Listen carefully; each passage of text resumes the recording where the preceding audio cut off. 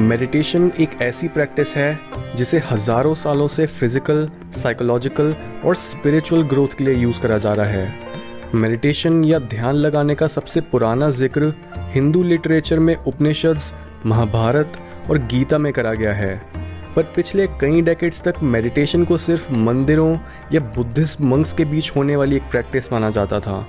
और ये main stream तब बना जब वेस्टर्न कल्चर ने मेडिटेशन के बेनिफिट्स को साइंस की मदद से प्रूव कर दिया और बड़े बड़े एथलीट्स और सेलिब्रिटीज़ भी इस प्रैक्टिस को प्रमोट करने लग गए, जिससे पिछले कई सालों में मेडिटेशन यंग लोगों के लिए काफ़ी कूल बन गया।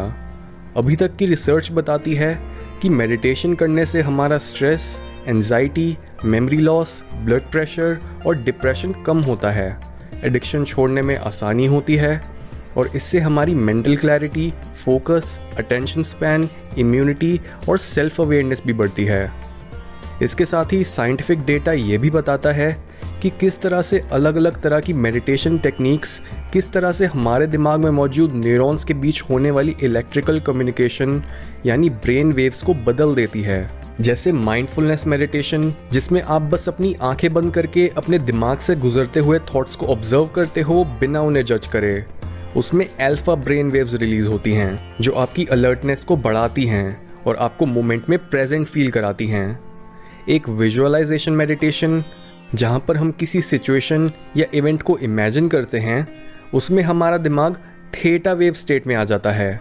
और एक काफ़ी डीप मेडिटेटिव स्टेट जहाँ पर हमारी आइडेंटिटी और टाइम गायब हो जाते हैं, हमें पता नहीं होता कि हमारे पास एक बॉडी भी है या फिर हम कौन हैं। इस समय पर हमारा दिमाग डेल्टा वेव्स बना रहा होता है, जो हीलिंग और रीजनरेशन के लिए बेस्ट स्टेट होती है। और जो लोग सालों से मेडिटेट कर रहे होते हैं, सिर्फ वो ही इतने डीप मेडिटेशन में जा पाते हैं। मेडिटेशन ने हमें हमारे दिमाग के बारे में काफ़ी बातें बताई हैं, पर मेडिटेशन का साइकोलॉजी की फील्ड में सबसे बड़ा कंट्रीब्यूशन है हमें हमारे सेल्फ या ईगो के बारे में समझाना।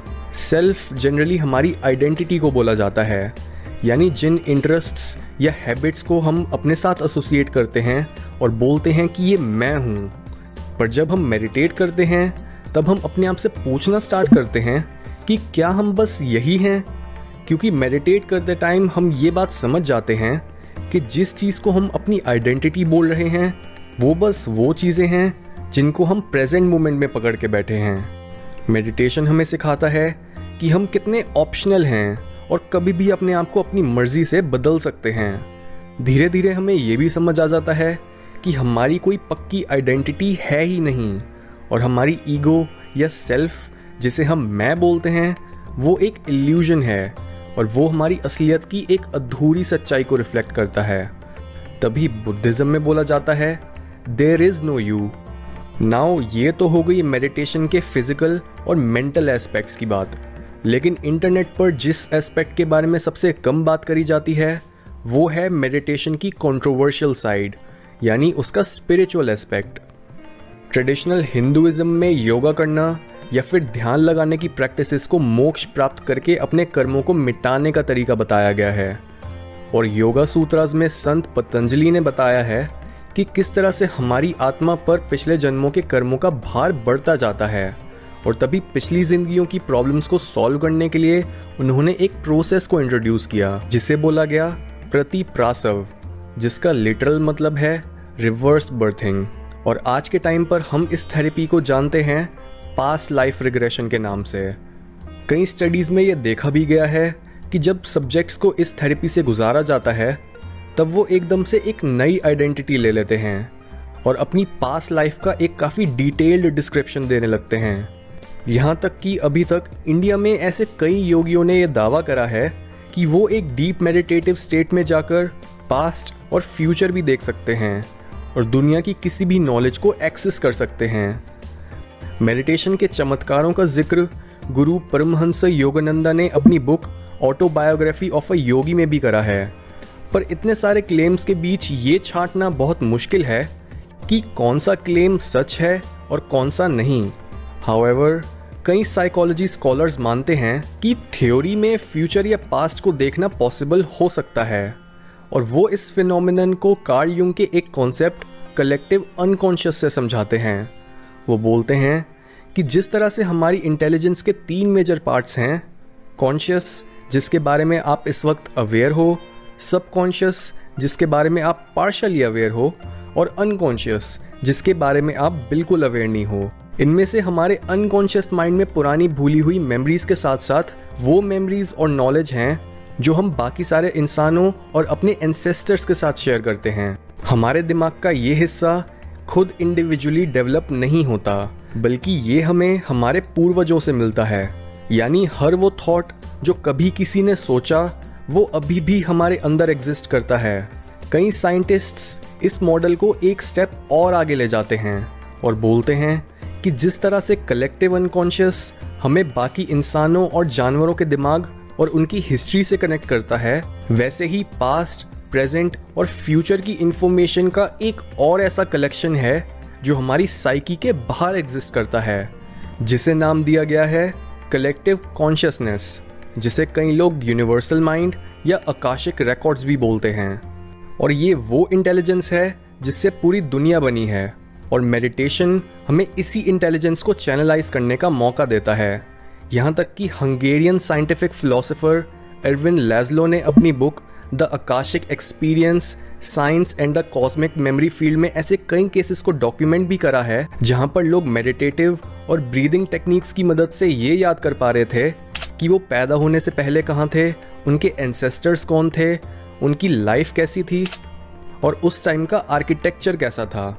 और ऐसी काफ़ी सारी डिटेल्स को वेरीफाई भी करा गया है। ऑथर ने एक चैप्टर में खुद का भी एक्सपीरियंस शेयर करा है जहाँ पर उन्होंने अपने गुजरे हुए भाई से बात करी। और इस बुक में ये भी बताया गया है कि इस इंटेलिजेंस को हम सिर्फ एक ऑल्टर्ड स्टेट ऑफ कॉन्शियसनेस में ही एक्सेस कर सकते हैं। यानी जब हमारी ब्रेन वेव्स यूजुअल बीटा से हटकर अल्फा और डेल्टा पर शिफ्ट हो जाती है, बिल्कुल वैसे ही जैसे हम अपने टीवी या रेडियो सुनने के लिए उनकी फ्रीक्वेंसी को बदलते हैं। फाइनली, अगर आप भी अपनी साइकी की गहराइयों में जाकर इस कलेक्टिव विजडम को एक्सपीरियंस करना चाहते हो तो इसकी कई टेक्निक्स हैं, पर इसके लिए पहले आपको वार्म अप करना होगा और अपने आप को डीप जाना सिखाना होगा। सबसे पहले आप एक इंटेंशन सेट करो कि आप एक डीप मेडिटेटिव स्टेट में जाना चाहते हो, और सबसे बेसिक टेक्निक से स्टार्ट करो जो कि है माइंडफुलनेस मेडिटेशन, जिसमें आप एक चेयर पर या फिर एक लोटस पोजीशन में बैठते हो, आंखें बंद करके अपने आप को रिलैक्स करते हो और अपनी अटेंशन प्रेजेंट मोमेंट में चल रहे अपने एक्सपीरियंस पर ले आते हो। पर ट्रिक ये है कि आप अपने आसपास हो रही हर चीज़ पर फोकस करने के बजाय सिर्फ एक चीज़ को चूज़ करो। जैसे अपनी ब्रेथ पर फोकस करो या फिर आपके दिमाग में कौन से थॉट्स आ रहे हैं, उन्हें ऑब्जर्व करो बिना किसी जजमेंट के। ये टेक्निक आपको ये समझने के लिए ट्रेन करेगी कि कैसे आपके दिमाग में पास्ट, प्रेजेंट और फ्यूचर के थॉट्स या इवेंट्स आते हैं, और अगर आप अपने आप को उनके साथ अटैच ना करो तो वो देखते ही देखते खुद चले भी जाते हैं। आपने इस मेडिटेशन को रोज़ 10 से 20 मिनट तक करना है और अपने आप को हर चीज़ से डिटैच करके दिमाग को शांत करना सिखाना है। जब आपको मेडिटेट करते हुए थोड़ा टाइम हो जाता है, तब आपको अपने आप को प्रिपेयर करना है अनएक्सपेक्टेड चीज़ों को एक्सपेक्ट करने के लिए, क्योंकि एक डीप मेडिटेशन के टाइम लोगों को काफ़ी अलग अलग चीज़ें दिखती और महसूस होती हैं। जैसे कई लोगों को एक चमकती हुई लाइट दिखने लग जाती है, कई लोगों को रिलीजियस फिगर्स दिखने लग जाते हैं और कईयों को अपनी बॉडी हल्की होती हुई महसूस होती है। पर ये बस आपके कॉन्शियस माइंड की एक्टिविटी के कम होने का रिजल्ट होता है और ये काफ़ी नॉर्मल है। इसके बाद आपने अपने दिमाग को डेल्टा ब्रेन वेव्स रिलीज़ करने के लिए ट्रेन करना है, क्योंकि डेल्टा वेव्स के बढ़ते ही हमारी फिजिकल वर्ल्ड की अवेयरनेस कम हो जाती है और हम अपने अनकॉन्शियस माइंड की इंफॉर्मेशन को एक्सेस कर पाते हैं। और ऐसा करने के लिए बेस्ट मेडिटेटिव टेक्निक है नॉन डायरेक्टिव मेडिटेशन। यानी आपने बिल्कुल वैसे ही मेडिटेट करना है जैसे आप नॉर्मली करते हो, बस आपने किसी पर्टिकुलर चीज़ पर फोकस नहीं करना। ये तरीका मेडिटेट करने के बेस्ट तरीकों में से एक है। और अगर आप बिना अपने आप को फोर्स करे रोज़ एटलीस्ट 20 से 30 मिनट तक मेडिटेट करो तो इवेंचुअली आप इस टेक्निक से अपने थॉट्स के पार जा पाओगे, ब्लिस एक्सपीरियंस कर पाओगे और प्योर कॉन्शियसनेस क्या होती है ये जान पाओगे।